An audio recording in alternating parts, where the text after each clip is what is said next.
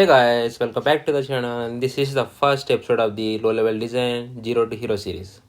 Today we are unlocking the magic formula behind the writing a clean and smart code for the using the LLD principles. It is solid principles we can say. So by the end of this video, you will understand how to make your code simple, modular, and future proof even if you are just starting with object oriented design. So let's start.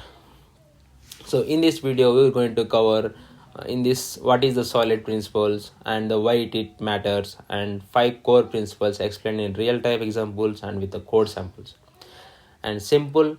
So let's dive into the actual video. And what is the solid? So sounds like 5 commandments of the writing a good object oriented code. It's shortcut to avoid the messy code and confusing code and painful to maintain the software. So imagine a house, a solid like a strong foundations. It helps to building a long lasting and handle the change and also avoid the collapse. So if the solid principles, if the principles is solid, and then you can able to build a house with the solid like constructed help to long lasting and able to handle the changes, able to extend the feature stage and avoid the collapse things if any earthquakes will come. So in this, the term solid was coined by the legend named Robert C. Montin, and you might hear him called Uncle Bob. So okay, next that is the first principle now, single responsibility principle SRP. So do one job well. So let's say you have a small restaurant and the same person takes your order and cooks the food and delivers to your table and cleans after the food. That's exactly what you don't want to the software. The single responsibility principle says every class or every module only have the one job. If it's doing the more than one job, it becomes hardest to test and reuse and maintain the code. Let's take with a clear and real-time example. Let's say we have the report class. It is generating the PDF and saves to the database and sends an email. All in a one file. That's like employee doing the task in a company. Suppose if you want to change the code of the email services, and then it need to share to the, you also need to convert the like some modification required in the saved database. That is we don't want. We have to only change the email functionality. So in this type of functionality will definitely not a good design. This class will break every time when any one of these responsibility change. Instead of we have to split this up, and now this is the good design like creating the each functionality to the different classes, and each class has a one job and one reason to change. It is much easier to manage. And this is the principle of single responsibility. And next, open and close principle. So what it does?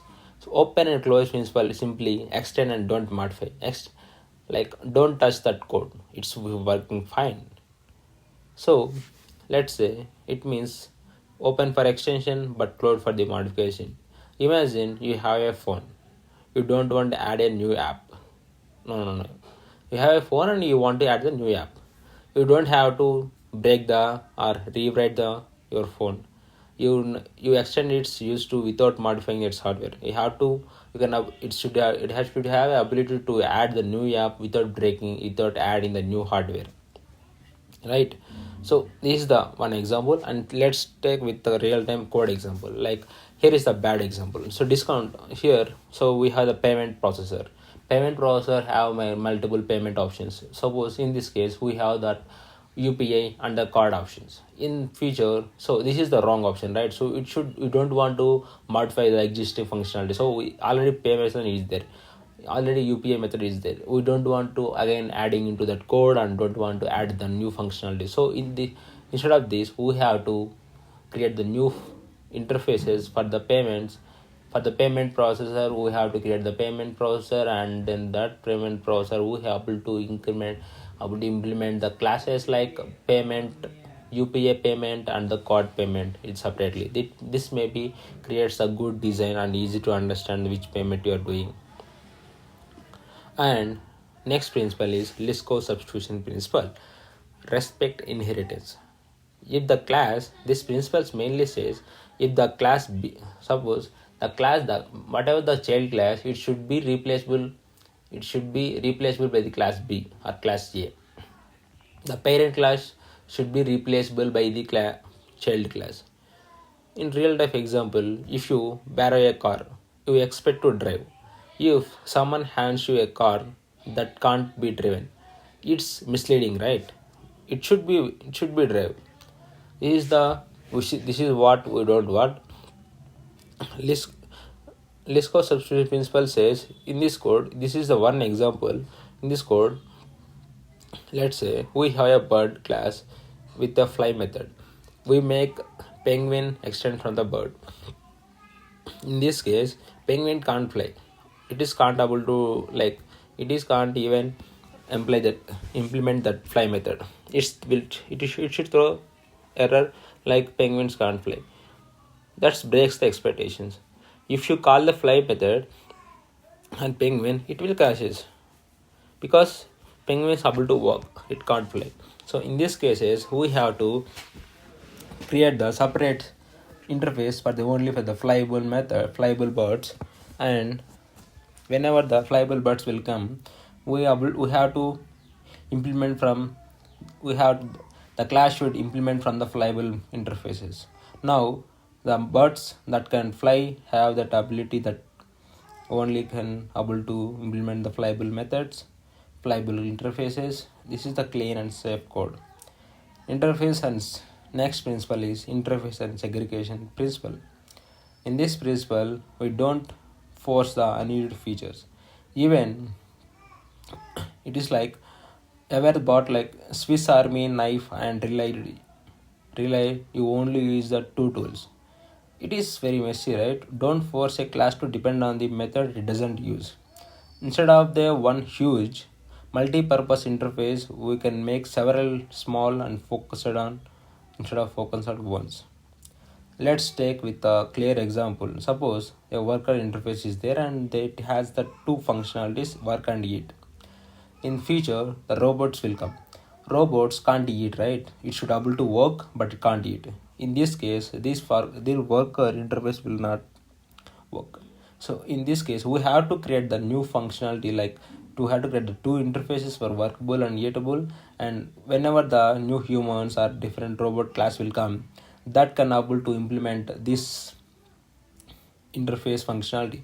Suppose human able to work and eatable, right? And robots only able to work. So in this case, it is a clear to understand like humans able to workable and eatable, and the robot able to only work.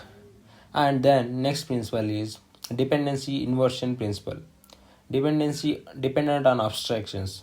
Suppose you are imagine you're buying a fan, but not only works with one exact power socket, not the standard plug, right?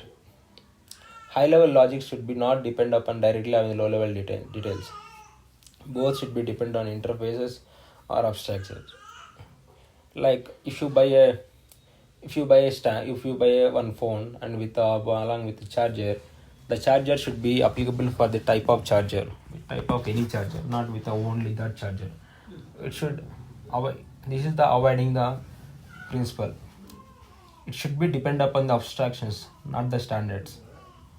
And this is the best example. Let's say your app class MySQL database you are using. Suppose in future you may use a different kind of database. It should not depend upon the only MySQL database. The best development process is to create the interface, create database interface, and single method called connect, and able to enable the feature. In future you will get the new database PostgreSQL in this kind of database, right? In this case we can able to implement the database interface and able to perform the actions whichever database will come next. So in summary, we'll come up with a recap of all the things. So yes, single principle says one class should perform only one job, and open and extend principle will says add features but don't change the working code. And Lisco substitution principle says subclasses should have behave properly like parent classes. And In inversion principle says subclasses only implement the what they need instead of creating huge things. And dependency inversion principle says code to interfaces, not the specific classes. So following these helps to write clean, modular, and testable software that is just like fine and wine. In the next episodes, we will apply this into real world projects and maybe a parking lot and book my system. If you find this is useful, hit like, subscribe, and let me know